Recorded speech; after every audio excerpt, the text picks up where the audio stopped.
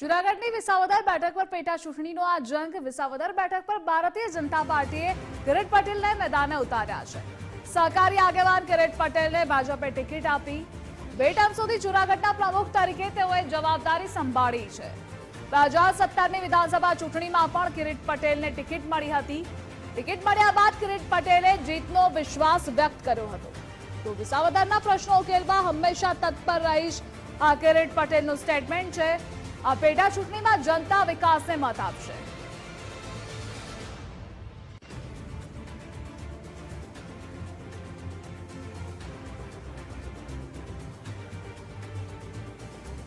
અને આ મુદ્દે સંવાદદાતા અતુલ જોડાયેલા છે। અતુલ, વિસાવદરની પેટા ચૂંટણીનો આ વખતનો જંગ એ ખૂબ જ રસપ્રદ બની રહેશે।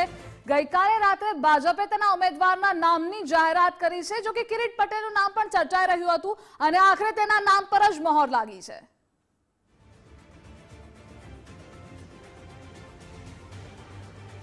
જણાવી દઉં કે જે રીતે વિસાવદરની પેટા ચૂંટણી છે તેના ફોર્મ ભરવાનો આજે અંતિમ દિવસ છે, તો ગઈકાલે મોડી રાત્રે છે તે ભાજપે પોતાના ઉમેદવાર જાહેર કર્યા છે। જે જૂનાગઢ જિલ્લા પ્રમુખ તરીકે 2 ટર્મ સુધી રહ્યા હતા તેવા કિરીટ પટેલને છે તે ભાજપે ચૂંટણી જંગમાં ઉતાર્યા છે। ખાસ જોવા જાય તો જે કિરીટ પટેલ છે તે સહકારી આગેવાન છે, સાથે સાથે તેઓ સંગઠનમાં પણ સારી એવી કામ કરી રહ્યા હતા, તેને લઈ અને ભાજપે તેને ટિકિટ આપી છે। બીજી તરફ જોવા જાય તો 2017માં પણ ભાજપે કિરીટ પટેલને ટિકિટ આપી હતી, પણ 2017માં કિરીટ પટેલની કોંગ્રેસના હર્ષદ રીબડિયા સામે હાર થઈ હતી।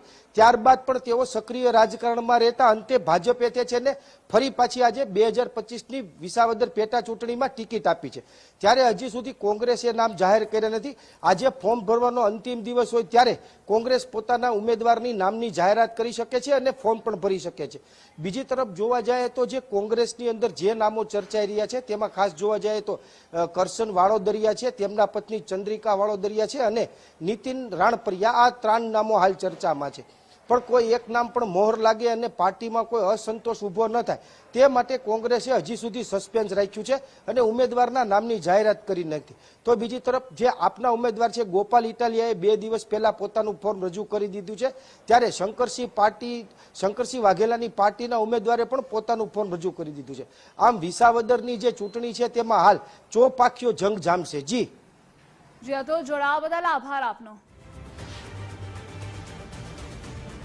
જનતા પાર્ટીએ વિસાવદર બેઠક ઉપરથી કિરીટ પટેલને ઉમેદવાર તરીકે જાહેર કર્યા છે। ત્યારે આપણે કિરીટ પટેલ સાથે વાત કરીએ તે કેવા મુદ્દાઓને લઈ અને મતદારો પાસે જશે।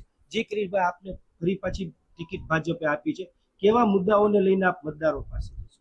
આજે ભારતીય જનતા પાર્ટીએ મને ઉમેદવારી કરવાની તક આપી છે, ત્યારે હું ભારત દેશના લોકપ્રિય વડાપ્રધાન શ્રી નરેન્દ્ર મોદી સાહેબ, ભારત સરકારના ગૃહમંત્રી આદરણીય શ્રી અમિતભાઈ શાહ સાહેબ, ગુજરાતના માનનીય મુખ્યમંત્રી શ્રી ભૂપેન્દ્રભાઈ પટેલ સાહેબ અને અમારા યશસ્વી પ્રદેશ અધ્યક્ષ શ્રી CR પાટીલ સાહેબ તથા શીર્ષ નેતૃત્વનો ખૂબ ખૂબ આભાર માનું છું।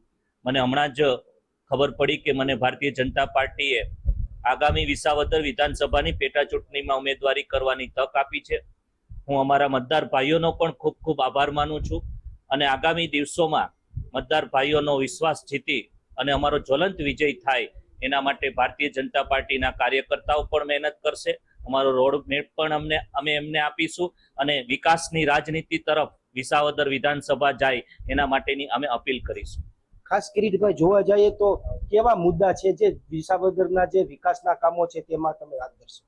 વિસાવદર મત વિસ્તારના ઘણા બધા મુદ્દાઓ છે। આવતીકાલે જ્યારે અમે નોમિનેશન ફાઇલ કરવા જઈ રહ્યા છીએ ત્યારે જાહેર મંચ ઉપરથી વિસાવદર વિસ્તારના વિકાસ માટે, વિસાવદરના પેન્ડિંગ પ્રશ્નો માટે અમે શું કરીશું એ તમામ વાત અમે જાહેર મંચ ઉપરથી આવતીકાલે જ્યારે નોમિનેશન ફાઇલ કરવા જઈ રહ્યા છીએ ત્યારે અમે કહીશું।